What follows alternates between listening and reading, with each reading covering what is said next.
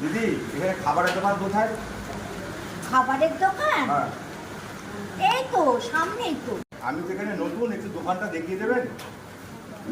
ও তুমি চেনো না? না, চলুন না। আচ্ছা চলো যাই।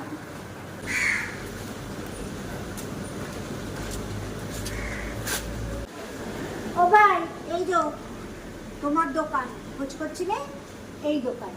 ঠিক আছে ঠিক আছে। দিদি বিস্কুট খান। না আমি খাবো না, তুমি খাও। খান না খান না খান। আচ্ছা তো বলছো যখন খাই। বলছি আপনার চোখে না পোকা পড়েছে। তো